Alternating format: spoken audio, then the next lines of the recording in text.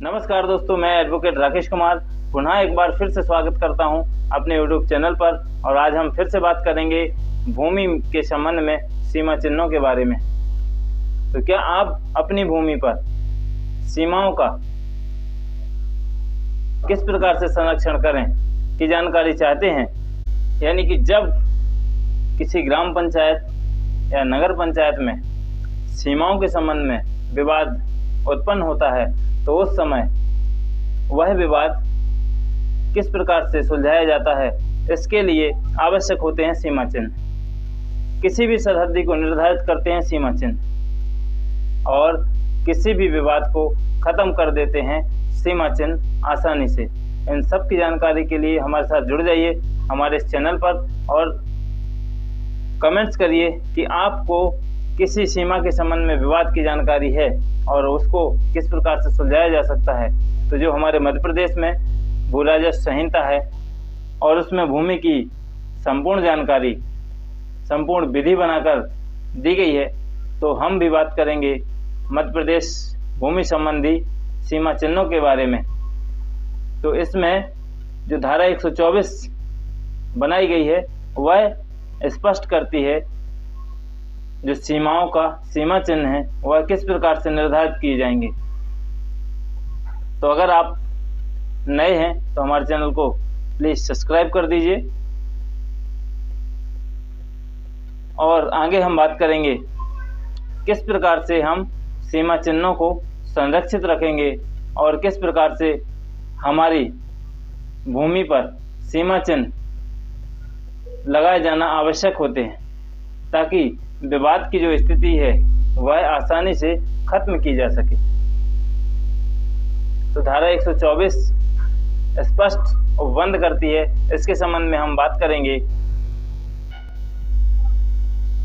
धारा 124 प्रावधान करती है ग्रामों, सेक्टरों, सर्वेक्षण संख्यांकों, भूखंडों संख्यांकों की सीमा और सीमा चिन्हों के बारे में।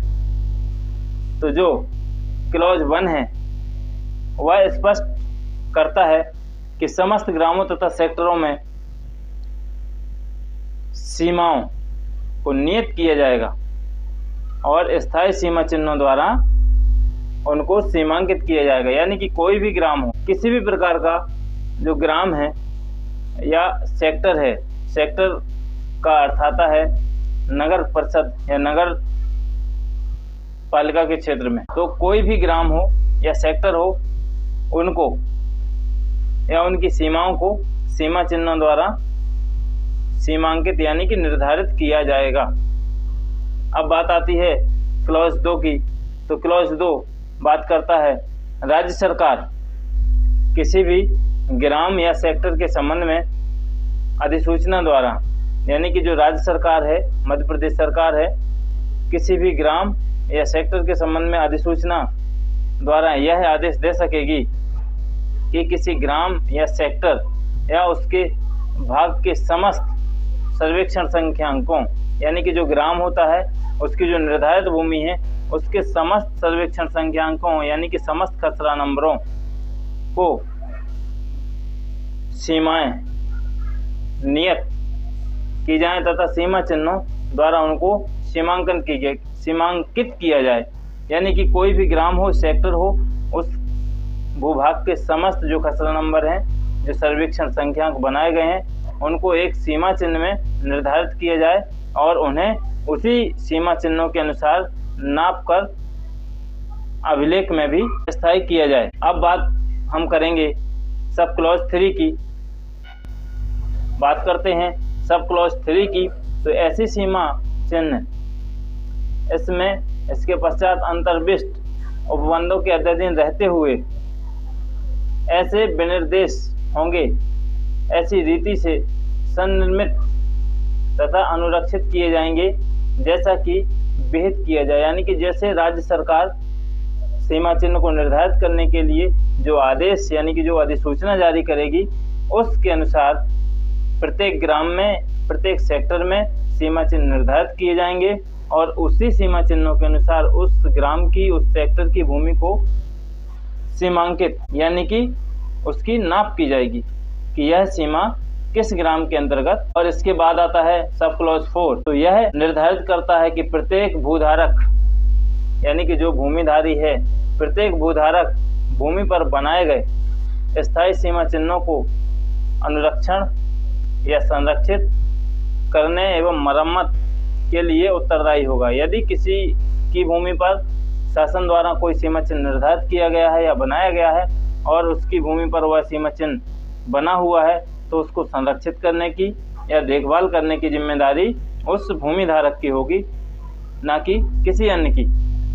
और यदि कोई अन्य व्यक्ति ऐसे सीमा चिन्हों को जो शासन द्वारा बनाए गए हैं यदि किसी प्रकार से क्षतिग्रस्त करता है या फिर उखाड़ता है या फिर नष्ट करता है, तो उसके लिए सरकार भी दंडित करेगी उस व्यक्ति को जो ऐसा कृत्य करते हुए पाया जाता है। और उससे उस सीमा चिन्ह के संबंध में जो भी मरम्मत का या लगाने का जो भी खर्चा होगा वह हर्जाने के रूप में वसूल कर सकेगी या उस पर कठोर प्रतिबंधात्मक कार्रवाई भी कर सकेगी।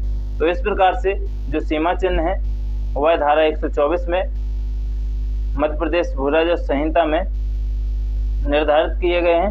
अब हम इनको किस प्रकार से उपयोग में लाएंगे, तो धारा 125 यह बताती है कि जो सीमा चिन्ह निर्धारित किए गए हैं वह हमारी भूमि पर हमारी ग्राम की सीमाओं के लिए या हमारे सेक्टरों की सीमाओं के लिए क्यों आवश्यक है। इस प्रकार से हमें इन सीमा चिन्हों को सुरक्षित संरक्षित रखने की आवश्यकता है। इन सब के बारे में बात करती है मध्य प्रदेश भू राजस्व संहिता में धारा 125। यह बताती है कि किसी भी ग्राम की सीमाओं में, सेक्टर की सीमाओं में विवाद की स्थिति उत्पन्न होगी तो उस स्थिति को निपटाने के लिए, उस समस्या को खत्म करने के लिए हमें सीमा चिन्हों की आवश्यकता होगी।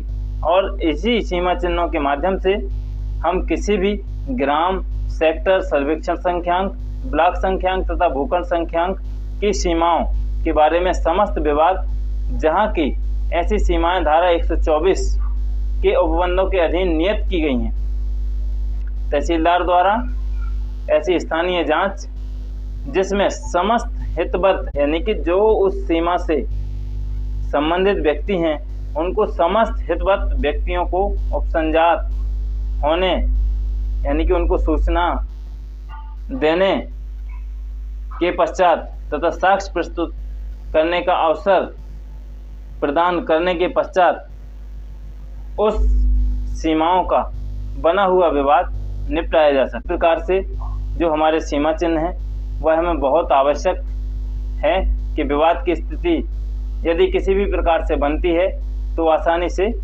हल की जा सकती है। वह है सीमा चिन्ह। किसी भी ग्राम में यदि दो काश्तकारों के बीच किसी भी विवाद की समस्या बनती है और यदि उनको भूमि में आसानी से सुलझाया जाना होता है तो उस विवाद के लिए सबसे महत्वपूर्ण स्थिति बनती है उस भूमि के सीमा चिन्ह के बारे में, जो धारा 124 के अंतर्गत नियत किए गए हों।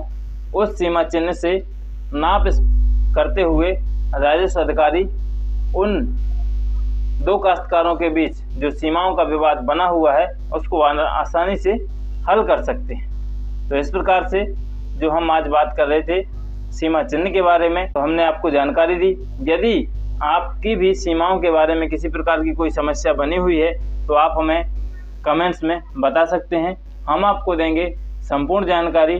तब तक के लिए हमारे चैनल को सब्सक्राइब कर दीजिए, लाइक कर दीजिए और शेयर भी कर दीजिए और सपोर्ट कर दीजिए।